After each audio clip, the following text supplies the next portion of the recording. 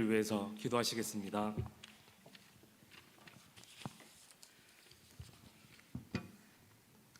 사랑과 은혜가 충만하신 하나님 아버지 감사합니다. 네. 주일 이후 3일 동안도 건강하게 지켜주시고 주님 전을 사모하는 마음을 주셔서 이렇게 수요 기도를 드리게 하시니 감사합니다.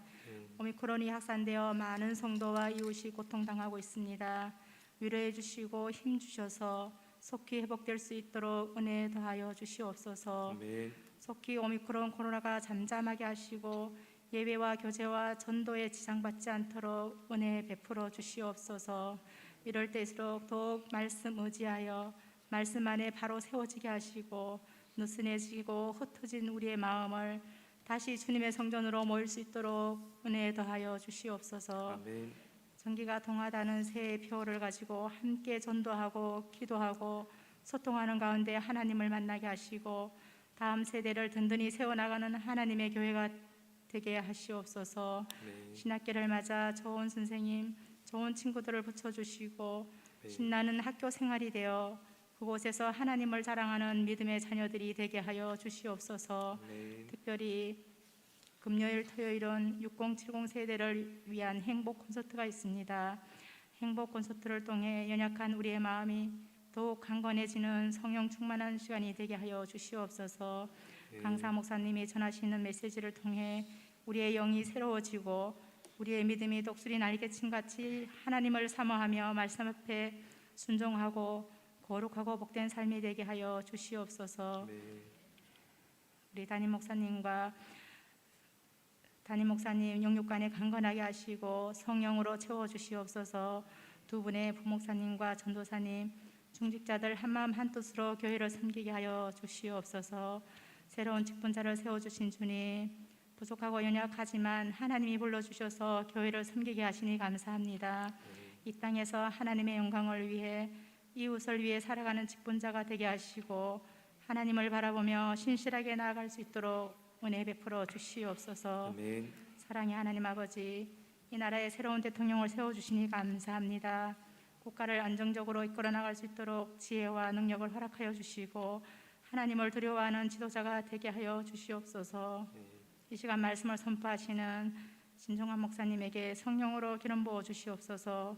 선포되는 그 말씀을 통해 듣는 저희의 영이 새로워지게 하시고 복음의 능력이 강물처럼 임하게 하시어 주님 섬기기에 부족함이 없는 저희가 되게 하여 주시옵소서. 모든 것을 감사드리며 우리 구주 예수님 이름으로 기도드리옵나이다. 아멘.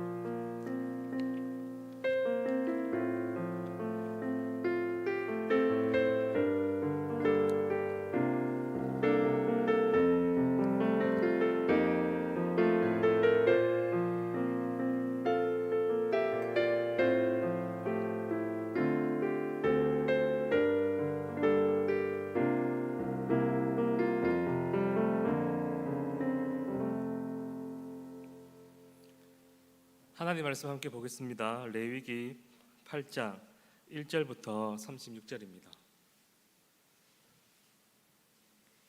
레위기 8장 1절부터 36절인데 우리 10절부터 29절까지 교독하도록 하겠습니다. 교독은 레위기 8장 10절부터 29절까지 교독하겠습니다. 먼저 읽겠습니다. 모세가 관유를 가져다가 성막과 그 안에 있는 모든 것에 발라 거룩하게 하고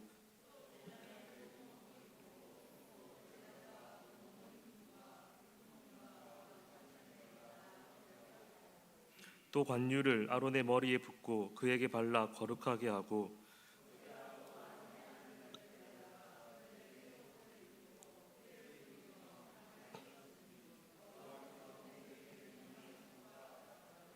모세가 또 속죄제의 수송아지를 끌어오니 아론과 그의 아들들이 그 속죄제의 수송아지 머리에 안수하매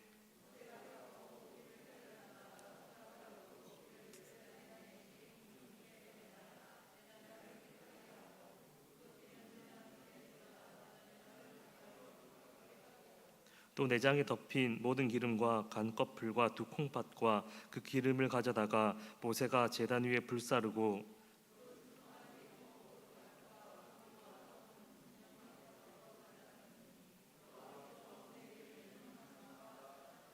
또 번제의 순양을 드릴새 아론과 그의 아들들이 그 순양의 머리에 안수하매 그 순양의 각을 뜨고 모세가 그 머리와 각 든 것과 기름을 불사르고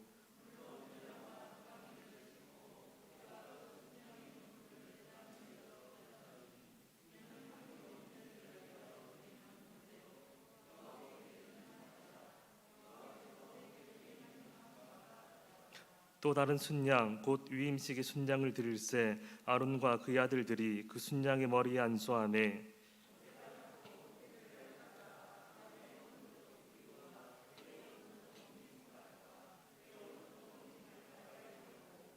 아론의 아들들을 데려다가 모세가 그 오른쪽 깃뿌리와 그들의 손의 오른쪽 엄지 손가락과 그들의 발의 오른쪽 엄지 발가락에 그 피를 바르고 또 모세가 그 피를 제단 사방에 뿌리고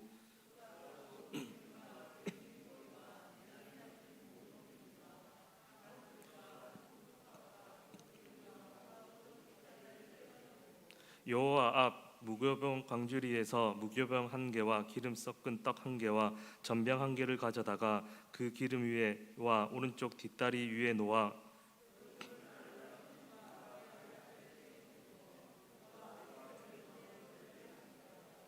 모세가 그것을 그들의 손에 가져다가 제단 위에 있는 번제물 위에 불사르니 이는 향기로운 냄새를 위하여 드리는 위임식 제사로 여호와께 드리는 화제라.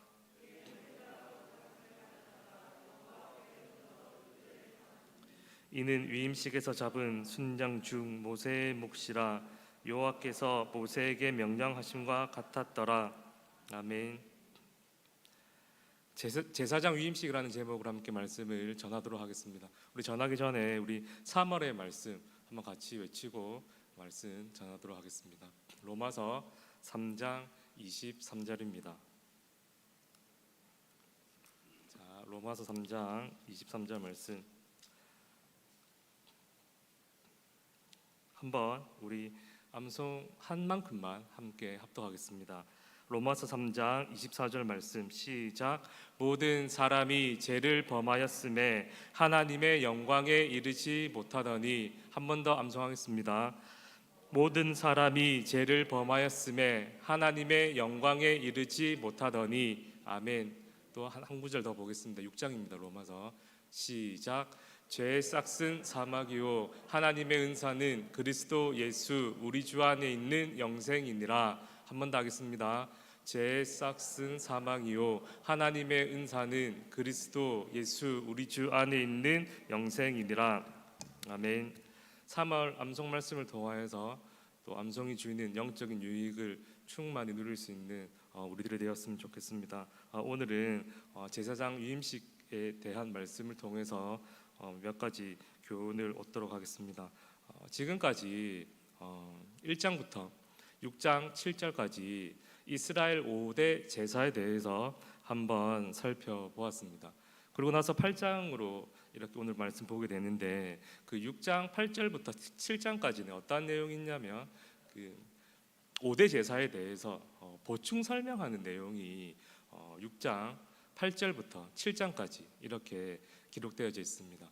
그 앞부분과 뒷부분 보충 설명하는 이 부분의 차이가 뭐냐면은 그 앞부분은요, 1장부터 6장 7절까지는 그 제사를 드리는 그 제사자의 기준과 중심으로 이렇게 말씀이 기록되어져 있다라고 한다면 그 6장 8절부터 7장까지는 그 제사를 집례하는 제사장의 관점에서 이 5대 제사에 대해서 보충 설명을 하고 있습니다. 이 말씀은 함께 보지는 못하지만 제가 그 1장부터 그 5대 제사에 대해서 설명할 때 그 6장과 7장의 전부는 아니지만은요 그 많은 부분을 함께 그 설명을 했습니다. 그렇기 때문에 그 6장과 7장 이 보충하는 이 본문은요 아마 여러분들이 읽으시면 들었던 말씀 기억하면서 읽으시면 아마 읽으실 거예요. 그렇게 해서 5대 제사를 정리하는 걸로 하고 오늘은 8장 말씀 함께 보도록 하겠습니다. 이스라엘 제사에 있어가지고 그 제사를 드리기 위해서는 세 가지 요소가 갖추어져야 합니다. 첫 번째 요소가 무엇이냐면 바로 제사를 드리는 장소인 성막이 필요하고, 또 성막이 이렇게 구비되었으면 어떻게 제사를 드려야 하는지 그 방법인 제사법에 대해서 알아야 됩니다. 그것이 제사법이 두 번째 요소이고, 마지막으로는 이제 성막과 이 제사법이 있으면 마지막으로 이 제사를 집례하는 이 제사장이 있어야 합니다. 성막에 관해서는 출애굽기 25장부터 마지막까지 나와 있고요. 그 제사법에 대해서는 방금 말씀드린 대로 레위기 1장부터 7장까지 나와 있습니다. 그럼 8장에서는 당연히 무엇에 대해서 한번 말씀을 나누겠습니까? 어떤 규례에 대해서 나오겠습니까? 당연히 그 제사장에 관련된 그 규례에 대해서 나와 있습니다. 8장 한 절에서만 나와 있는 건 아니고요. 8장, 9장, 10장 이렇게 세 장에 걸쳐서 이 제사장의 규례에 대해서 이야기를 하고 있습니다. 그 중에서 오늘 8장에 대해서 한번 살펴볼 텐데, 이 8장은 특별히 제사장 위임식에 대한 이야기가 나옵니다. 그러므로 오늘 이 시간에 제사장 위임식에 대해서 한번 살펴볼 텐데, 그러면 오늘날 왜 우리들이 이 제사장 위임식에 대해서 알아야 되겠습니까? 아니, 더 나아가서 왜 우리가 제사장이 무엇 하는 사람이고 어떤 일을 해야 되는지 왜 배워야 되겠습니까?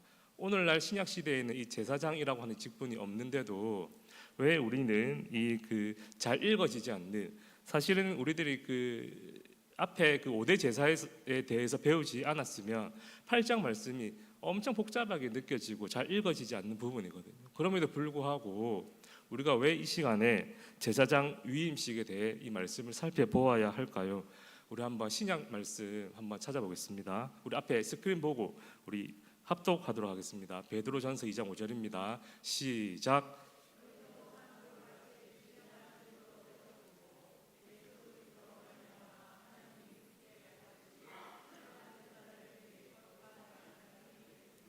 한 구절 더 읽겠습니다. 계시록 1장 6절입니다. 시작.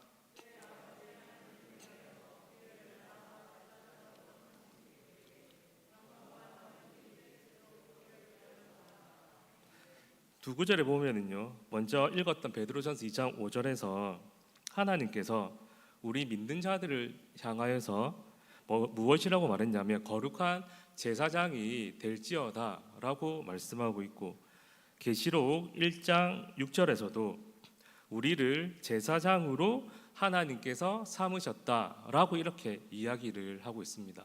즉 신약 시대에 살고 있는 우리 성도들은 이렇게 하나님께서 제사장이라고 불러주셨고 세워주셨기 때문에 우리가 이 제사장 위임식에 대해서 제사장이 어떠한 사람인지 배워야 하는 거예요.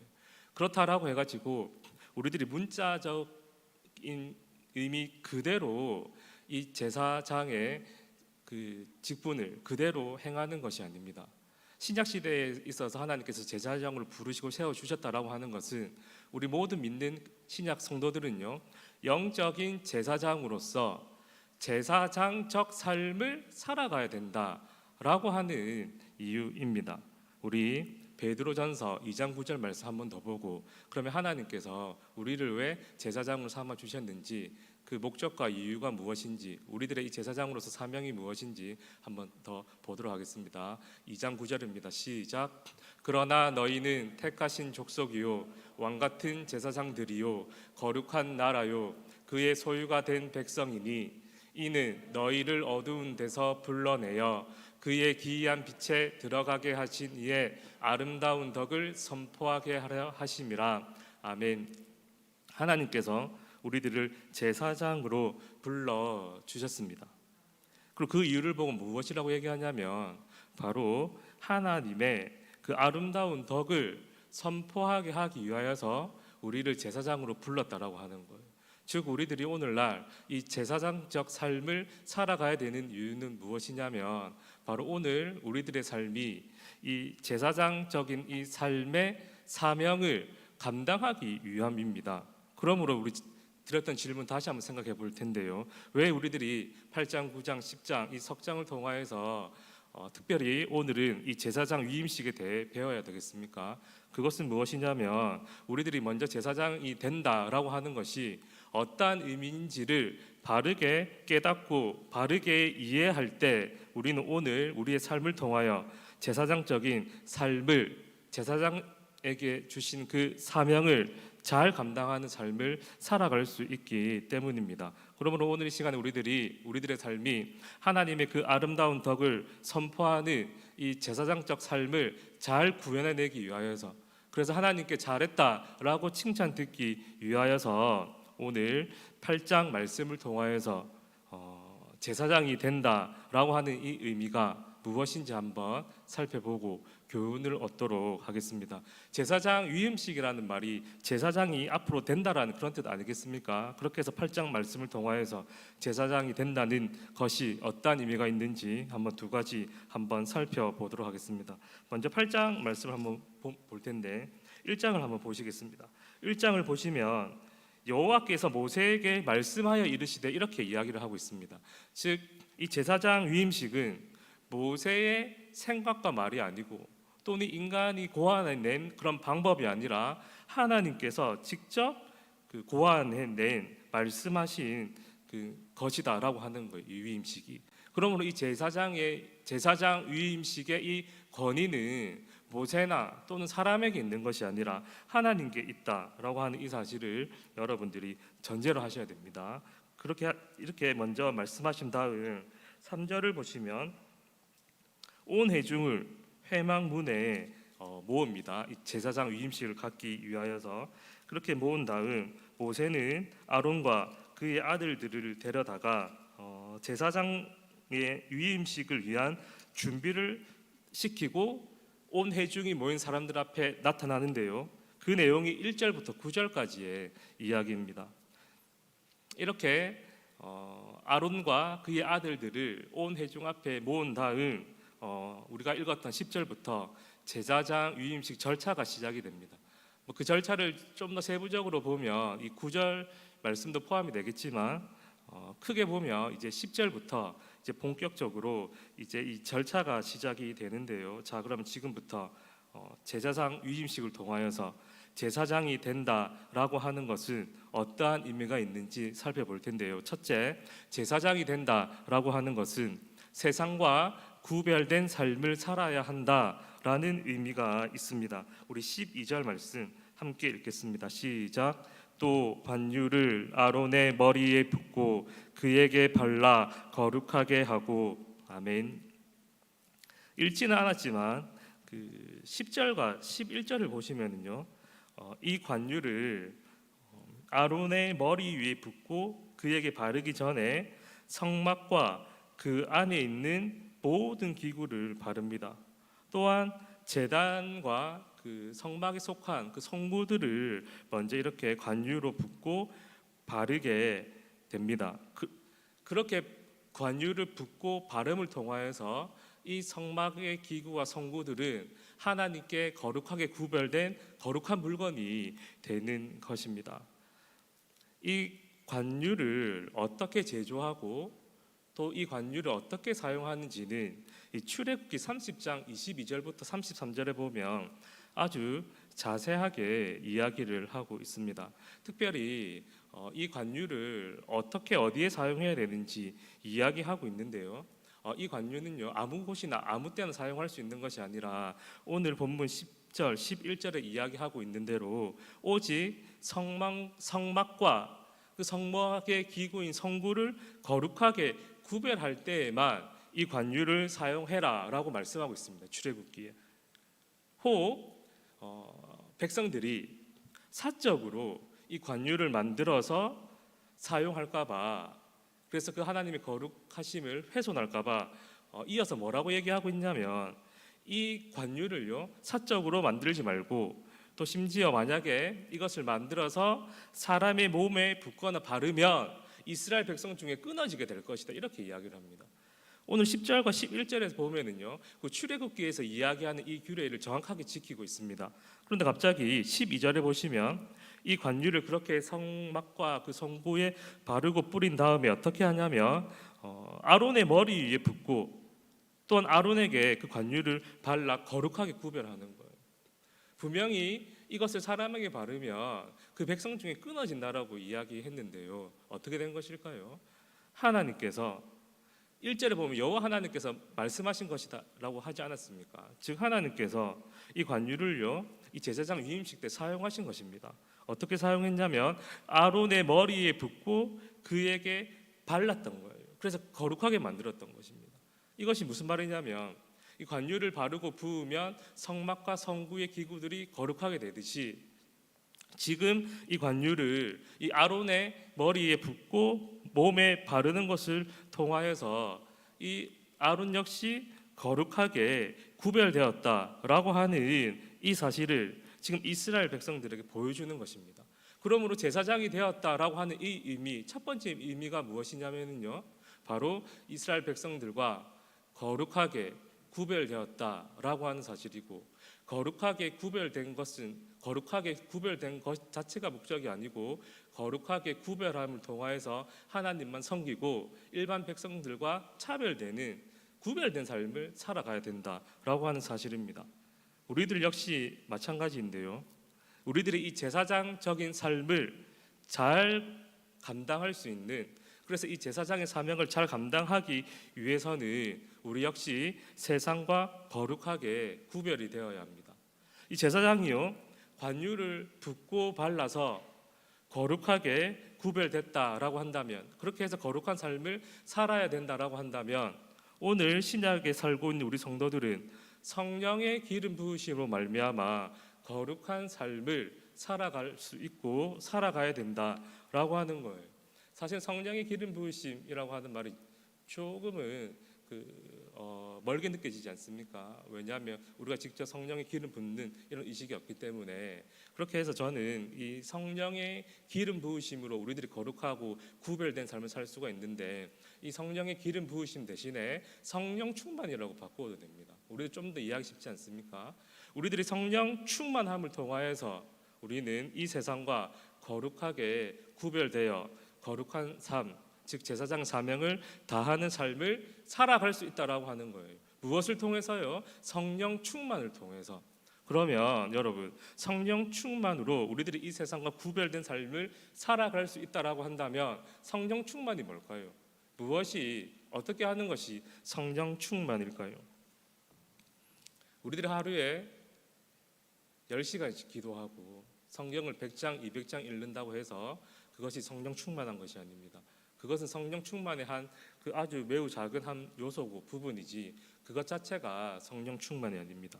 그러면 성령 충만은 뭘까요? 먼저 이 충만이라고 하는 이 단어가 무슨 뜻이냐면요, 한껏 차서 가득하다라고 하는 거예요. 한껏 차서 가득하다라고 하는 것은 한껏 차는 그 어떤 무엇이 있어야 되고 가득 채울 수 있는 어떤 공간이 필요하지 않습니까? 그러므로 충만이라고 하는 것은 한껏 채울 수 있는 어떤 공간을 전제로 하는 단어인데요, 성령 충만이다라고 하는 것은 성령이 어떤 공간에 한껏 차서 가득하다라고 하는 것을 의미하는 거예요. 그러면 이 성령이 어디에 한껏 차서 가득할 때 우리는 성령 충만이라고 이야기할까요? 그것은 바로 우리의 인격에, 즉 지성과 감정과 의지에 우리 성령님이 가득 찰 때 우리는 그것을 보고 성령 충만이라고 합니다. 먼저 생각하는 힘이 이 나의 지성이요, 어떻게 하면 내가 이 세상에서 잘 먹고 잘 살까? 어떻게 하면 내가 부자로 떵떵거리며 잘 살까? 어떻게 하면 나의 자녀가 이 세상에서 칭찬 들으면서 이 세상에서 무시당하지 않고 잘 살아갈까? 라고 고민하고 생각하고 관심을 가지는 것보다, 우리의 지성으로, 그것보다 생각하는 힘인 우리의 지성으로 하나님이 누구신지 우리가 알려고 힘쓰고, 또 하나님께서 나와 우리 가정과 그리고 우리 교회와 더 나아가 우리나라에 대해 가지고 있는 이 뜻을 알기 위하여서 우리들이 더 많이 고민하고 생각하고 관심을 가진다라고 한다면 우리의 지성은요, 성령으로 충만하게 되는 거예요. 우리의 감정이, 느끼는 기분입니다. 감정은 우리의 감정이 세상의 즐거움 것보다 하나님으로 인해 오는 즐거움이 훨씬 더 크다라고 한다면 우리의 감정은 성령으로 충만한 거예요. 우리의 의지가 세상의 성공과 또 세상의 안정된 삶을 위해 애쓰고 몸부림치는 것보다 하나님의 기쁨과 영광을 위하여서 더 우리들이 몸부림을 치고 애쓴다라고 한다면 우리의 의지는요 성령으로 충만한 거예요. 이렇게 우리의 지성과 감정과 의지가 성령으로 충만한 것을 보고 무엇이라고 하냐면 성령 충만이라고 합니다. 그리고 우리는 이러한 성령 충만으로 말미암아 거룩한 삶을, 제사장적인 거룩한 삶을, 그 사명을 잘 감당하며 살아갈 수 있는 거예요. 여러분들에게 한번 질문 한번 드리도록 하겠습니다. 성령으로 충만하십니까, 여러분? 여러분들이 서 있는 그곳에서 하나님의 아름다운 덕을 거룩하게 구별된 삶을 통하여서 나타내고 드러내고 있습니까? 이 말은요, 한번 생각해 보십시오. 나의 지성이 지금 아까 말씀드린 대로 하나님을 알아가는 것보다 잘 먹고 잘 살기 위하여서 주식 또는 부동산 또는 재테크에 훨씬 더 많은 관심을 가지고 있다라고 한다면 여러분, 우리의 지성은요 성령으로 충만한 것이 아닙니다. 하나님으로 오는 기쁨보다 세상에 주는 더 기쁨이 좋아서 그것을 추구하고 살아간다라고 한다면 여러분들은 성령 충만한 것이 아닙니다. 우리의 이 의지로 하나님을 위한 행동보다 세상의 가치와 기준들을 생각하고 그것을 우선순위에 두고 앞서서 행동하고 있다라고 한다면 우리는 성령 충만한 것이 아니에요. 우리가 성령으로 충만하지 못하면 결코 세상과 구별된 거룩한 삶, 그 제사장적인 삶을 감당할 수 없습니다. 성령으로 충만하셔서 제사장적 사명을 잘 감당하는 우리의 가정과 교회가 되기를 간절히 바랍니다. 두 번째로 제사장이 된다라고 하는 것은 어떠한 의미가 있을까요? 바로 한번 따라하겠습니다.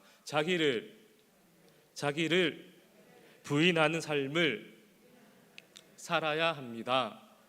이러한 의미가 있습니다. 우리 14절 말씀 합독하겠습니다. 시작.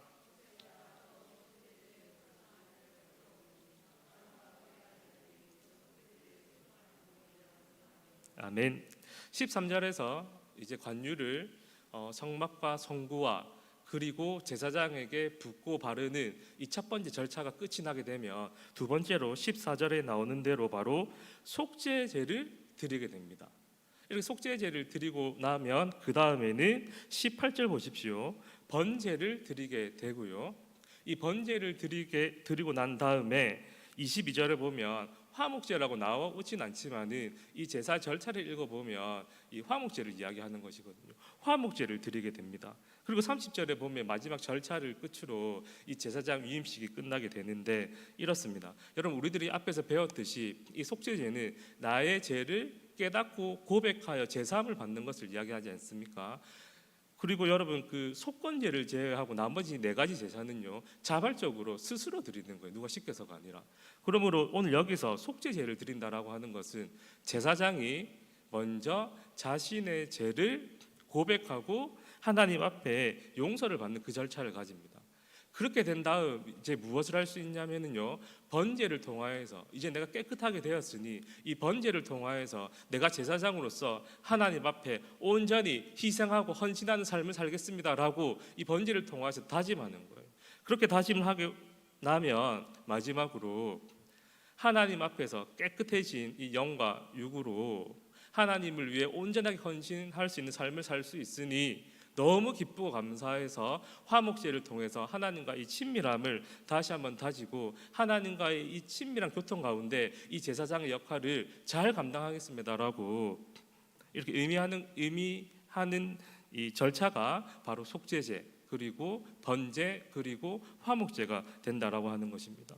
사실은요, 나의 죄를 고백하고 또 내가 헌신을 다짐하고 나를 위한 헌신이 아니라 하나님을 위한 헌신입니다. 그리고 하나님과 이 친밀한 교제 가운데 이 제사장직을 잘 감당해야 되겠다라고 이 결심하는 이 일은요, 나 자신을 부인하지 않고서는 제사장들이 결코 온전한 제사를 드릴 수가 없습니다. 어떻게 자신의 죄를 회개하지 않고 자신의 죄를 깨닫지도 못하고 나 자신을 부인하는 삶을 살 수 있겠으며 어떻게 이 번제를 통하여서 온전히 하나님께 헌신하겠다라는 다짐 없이 자기를 부인하는 그 다짐 없이 어떻게 자기 삶을 부인할 수가 있겠습니까? 화목제도 마찬가지이고요. 자기를 부인하는 삶을 사는 이 제사장들이 진정으로 속죄제와 번제와 이 화제의 목적대로 살아갈 수 있다라고 하는 사실입니다. 우리들도 마찬가지입니다. 나 자신을 나를 부인하지 않고서는 결코 이 제사장적 사명을 감당할 수 없습니다. 우리 찾기 쉬우니까 마태복음 16장 24절 말씀 한 절만 찾겠습니다. 마태복음 16장 24절입니다.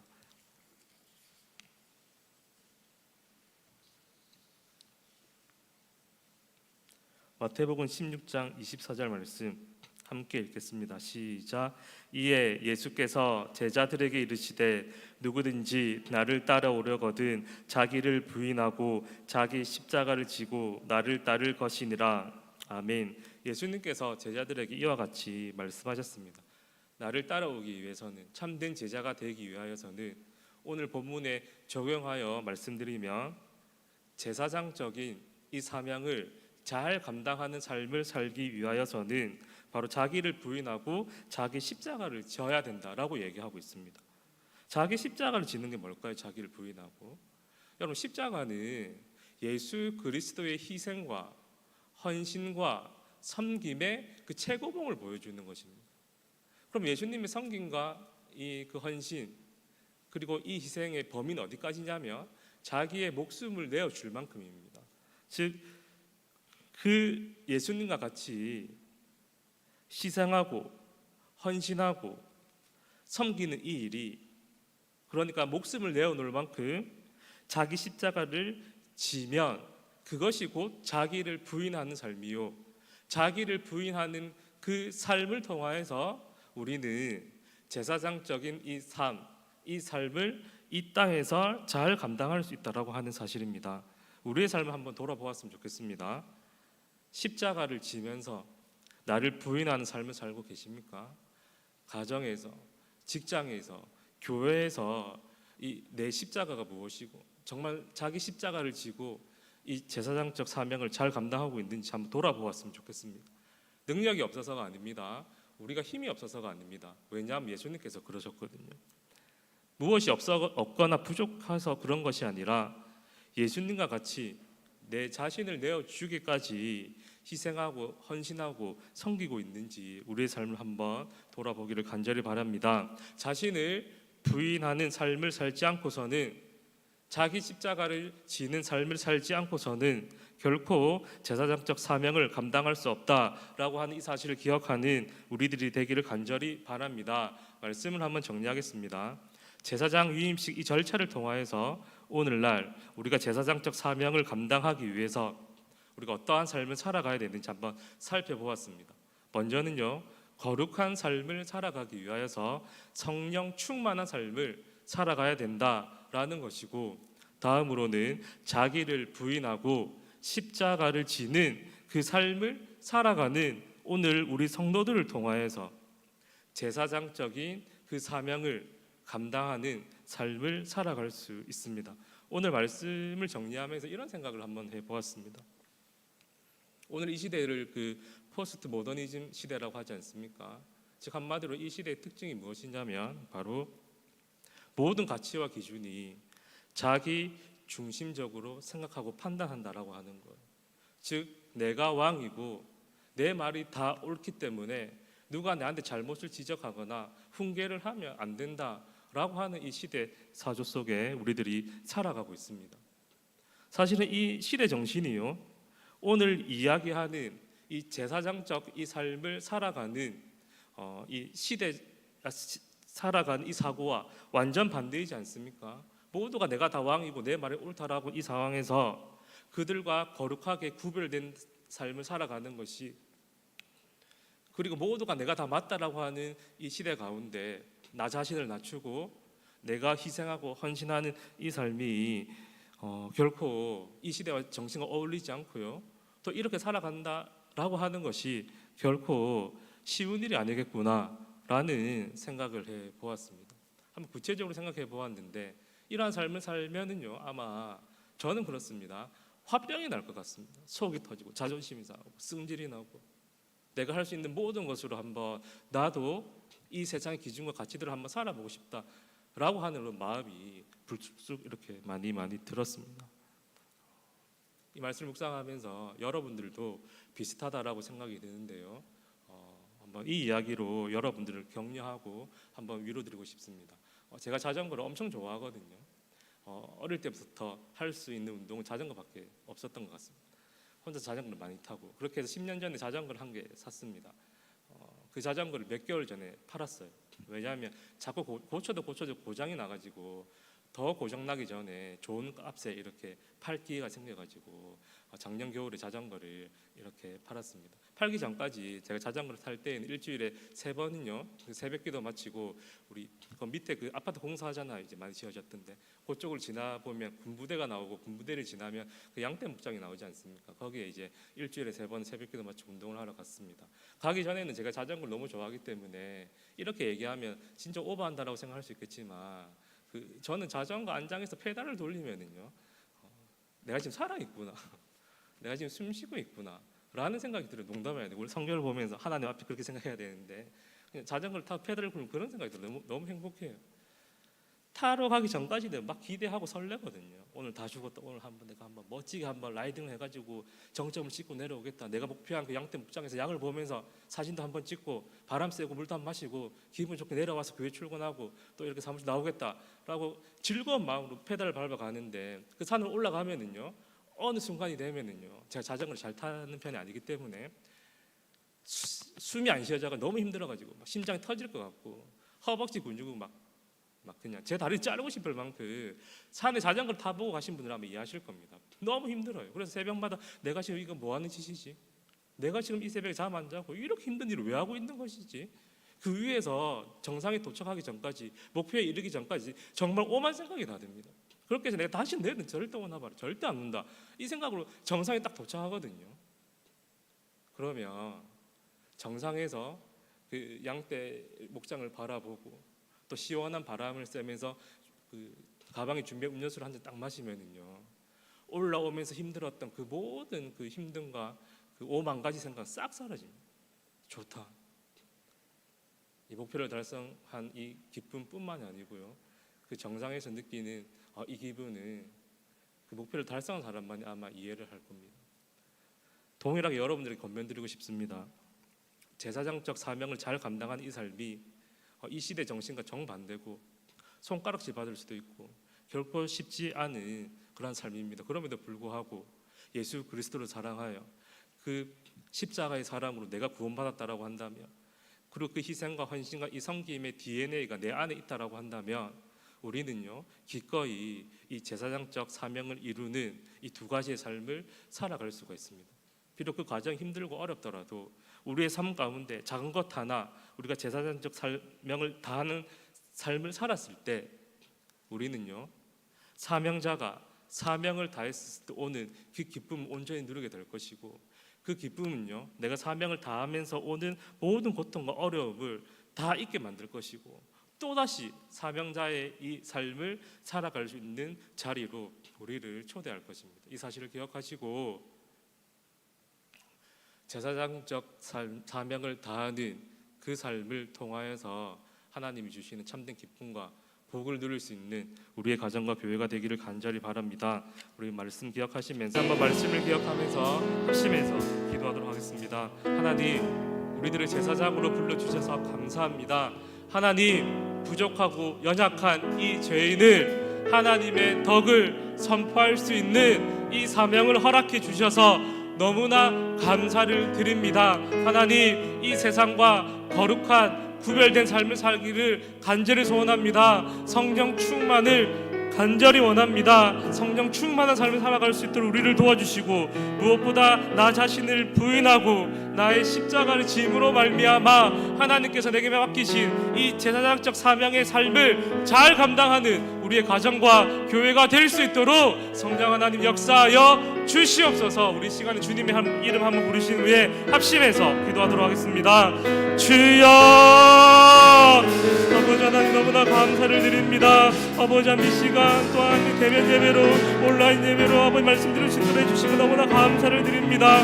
특별히 아버지 우리를 제사장으로 불러주시고 이 사명을 우리들이 잘 감당해낼 수 있는 이 은혜와 이 특권을 허락해 주셔서 너무나 감사를 드립니다. 아버지 성령 충만함으로 말미암아 또한 나 자신을 부인하고 십자가를 지는 그 삶으로 말미암아 아버지 하나님의 삶을 잘 감당하는 우리들에게 소원하오니 이 시간 성령 하나님께서 성령 충만 삶을 살지 못하게 하는 것이 무엇인지 깨닫게 해주시옵시고 나 자신을 부인하고 내려놓지 못하는 것이 무엇이 있는지 아버지를 밝히 조명하여 주셔서 이 시간 아버지 성령 충만함으로 또한 자기를 지고 아버지 하나님 부인하고 십자가의 삶을 살아가기로 결심하고 다짐하며 기도할 수 있는 귀한 시간 될 수 있도록 아버지 도와주시고 함께하여 주시옵소서. 우리 한 번 더 합심해서 기도하도록 하겠습니다. 우리 교회 안에 코로나 확진된 분들이 계십니다. 먼저 이들 가운데 이들 위해 하나님께서 은혜를 베풀어 주시고 또 자가 치료 기간 동안 깨끗하게 치료될 수 있도록 도와주시고 자가 치료 기간 동안 직장이나 또 사업이나 가정 위에 어려운 일, 특별한 일 생기지 않도록 하나님 인도하여 주시옵소서. 두 번째로 이제 6070 우리 금요일 토요일 날 있습니다. 6070 우리 집회를 위해서 행복 콘서트를 위해서 기도하도록 하겠습니다. 힘든 상황이 있지만 그럼에도 불구하고 우리 많은 6070 성도분들이 나와서 함께 집회 가운데 큰 은혜와 도전을 받을 수 있는 귀한 시간 될 수 있도록 우리 하나님께서 모든 상황과 형편을 허락해 달라고 이 시간 주님의 이름 한번 부르신 후에 우리 코로나 확진자들과 6070 집회를 위해서 합심해서 기도하도록 하겠습니다. 주여, 아버지 하나님 시간 아버지 코로나 확진된 우리 성도들을 위해서 간절히 기도합니다. 아버지 하나님 은혜를 베풀어 주시옵소서. 긍휼을 베풀어 주시옵소서. 아버지 깨끗하게 치유될 수 있도록 주님 인도하여 주시옵소서. 자가치료 또한 여러 가지 불안하고 걱정된 일이 많을 것인데 특별히 직장과 또 사업과 또 가정 위에 특별한 일 어려운 일 당하지 않도록 하나님께서 인도하여 주시고 보호하여 주시옵소서. 아버지 하나님 또 6070 행복 콘서트가 이 어려운 상황 가운데 아버지 하나님 있습니다. 이 상황의 형편을 뛰어넘는 우리의 믿음의 문을 열으신 대로 주님 인도해 주시옵시고 우리 6070 우리 성도분들이 많이 참석하여서 우리들이 기대하지 못했던 아버지 예상하지 못했던 그 은혜를 받고 함께 감사하며 감격해하는 귀한 행복 콘서트가 될 수 있도록 하나님 아버지 도와주시고 함께하여 주시옵소서.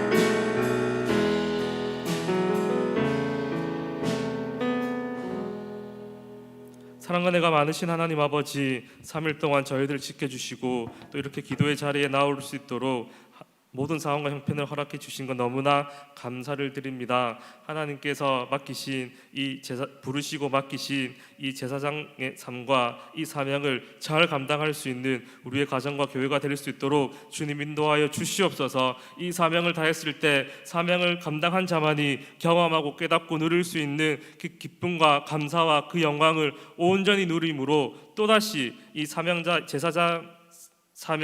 이 삶을 기꺼이 다시 살아갈 수 있도록 은혜를 베풀어 주시옵소서. 남은 한 주간도 우리가 어디에 있든지 함께하여 주시고 인도하여 주시고 보호하여 주시옵소서. 감사를 드리며 예수님의 이름으로 기도드립니다. 아멘.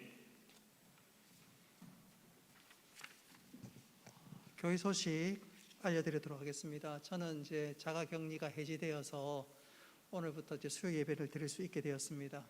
아직까지 좀 조심해야 될 것 같아서 마스크는 쓰고 광고 드리는 거 양해 바랍니다. 추후의 광고 제가 두 가지만 강조해서 말씀드리도록 하겠습니다. 돌아오는 금요일과 토요일 6070 행복 콘서트가 있습니다. 다 참석하셔서 은혜 받는 귀한 시간 되었으면 좋겠고 또 우리 젊은 세대들도 6070을 통해서 우리 부모님 어떻게 제가 섬겨야 되는지 또 기도 제목이 무엇인지 확인하는 시간들 되었으면 좋겠고 또 6070들은 또 6070대로 은혜 받고 도전받는 귀한 시간 되었으면 좋겠습니다. 학습 세례, 유아 세례 교육 계속됩니다. 기도해 주시기를 관심 가져 주시길 바랍니다. 우리 성도들 가운데 적지 않은 분들이 코로나 확진되어서 저에게 지금 연락이 오고 있습니다. 우리 성도들 다 속히 회복되어 줄 수 있도록 우리 기도하고 또 관심과 격려를 통해서 나 혼자가 아니구나, 많은 분들이 나에 위해서 기도하구나 깨닫는 귀한 시간 되었으면 좋겠고, 또 우리 확신 걸리신 분들은 내가 연약할수록 나를 더 사랑하시는 하나님의 은혜를 깊이 체험하는 귀한 시간 되시기를 바랍니다. 축도하겠습니다.